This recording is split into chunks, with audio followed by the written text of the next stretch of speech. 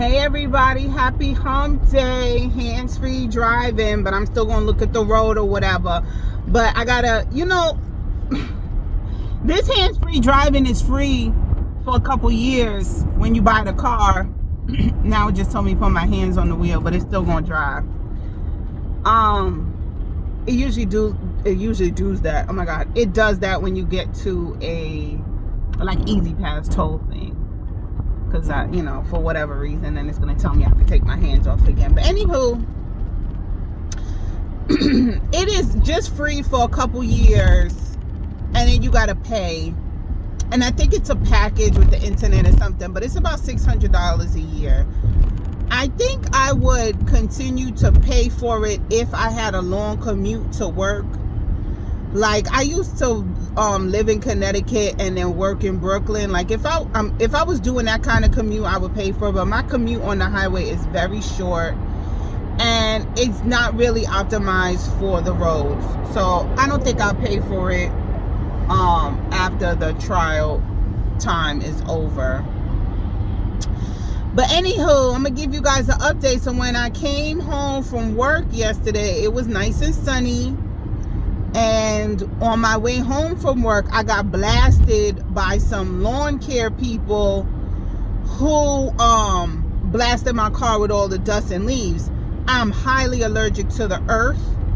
So I knew just me getting in and out of that car with all of that grass clippings on it would fuck me up. So I had the kids play in the backyard, and I proceeded to wash my car with the hose. So I turned on the hose, which has been off for the whole winter, and that's how I realized that the head attachment is busted because water spurted out everywhere. Just another thing you gotta buy. Oh my god, it's just like having a house is work. It's a nice dream and shit, but when you live in an apartment and there's maintenance, it's just shit you don't have to worry about. When something busts in the house, you maintenance. Like day before yesterday, the garage door rope or whatever snapped while I was opening. I heard it snap. So my poor husband, who wanted to go to urgent care, had to come home and fix it. You know, ladies, if you don't have a man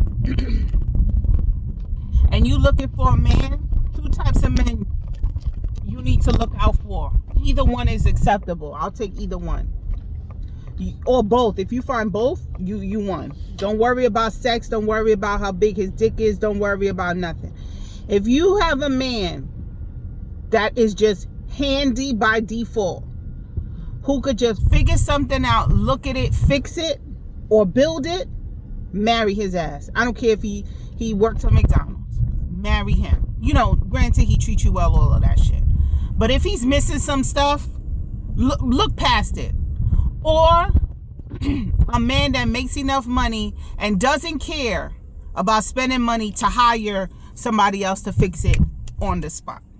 Not, we'll fix it later. No. You tell him it's broken. All right, call up a handy person. Have them come right over. Emergency rate, we'll pay it. Get you one of those.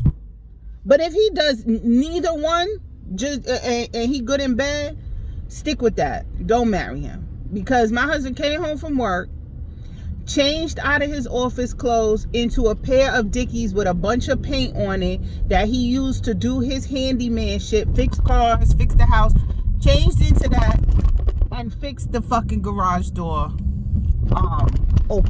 fixed it with limited tools. He didn't have no extra wire, nothing. He just did it with what he had and fixed it. He didn't grow up with a garage door. He didn't grow up with that. He just looked at it, figured out how to fix it. Lord have mercy. I was so turned on. And then I didn't even know, because I didn't grow up in a house with a garage door either. I didn't even know that there's a way to manually close it. I thought it just had to stay open. I was looking around for tarp and tape because I was going to tarp it closed until we could get it fixed, because I didn't even know there was a manual way of closing it, because I didn't grow up with that shit. I grew up in an apartment. I was so hot and bothered. It's funny because When I was 20, a nice smile, some nice eyes, a tight ass would turn me on. You would say some hot shit. What is it? Gerard Bordeaux cologne, Polo, blue jeans cologne. That shit would turn me on. Early 20s, late teens, a Honda Civic, a Honda Accord.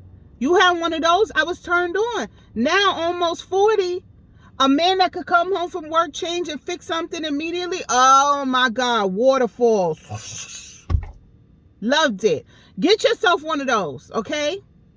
Get yourself one of those.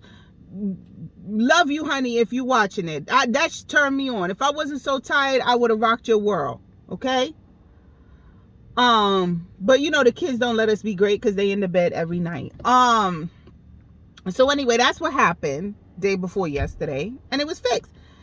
So now I'm gonna look for Home Depot because I'm the purchaser in the family. You know, I purchased the things, my husband fixed the things, so I'm gonna look for some extra rope. And my husband said, oh, these things break all the time, it's so common. I'm like, oh my God, we gotta call a garage door company. I'll just get you more string. What you need, boo-boo? You need more wires, you need more hooks, more levies, more pulleys. I'll get it for you, boo. I get it for you, boo-boo. Save us hundreds of dollars, because that's how much it would have cost to get somebody out there to fix it. No less than $300, $250, $300, easy. They would have taken it to the same thing my husband did, and they deserve it. You provide a skill, you have a skill, you're supposed to get paid for it. My husband has the skill, okay? I was so proud. That's my man. That's right. That's where my babies come from. So anywho, yesterday I was out there, like, you know, my husband do a lot. And then mind you, this is metal, like metal fibers. So when he washed his hands, it was all burning. His hands was all cut up. But anyway, so I washed my car, you know, did it myself with the hose. I washed the car, whatever, All of these bugs started coming around, and I'm thinking they mosquitoes. Like, they look little, like, you know, 'tis the season, they hibernate or whatever. I don't know the cycle of a fucking bug. But anyway, there was these baby skeeters out there while I was washing the car. I guess they was attracted to the water. So they started flocking around. So I was gonna, you know, after you wash it, I was gonna dry it with the microfiber hand cloth. And I said, nah, kids, let's go inside. I left it to air dry. So there's some water spots on it, but it looks 1,000 times better. Mind you, I bought this car in October. It ain't never be washed. Never been washed. Because the only time I washed cars ever, when I had cars. Now, when I had my Sportster, my RX-8, that shit got washed every week. Okay?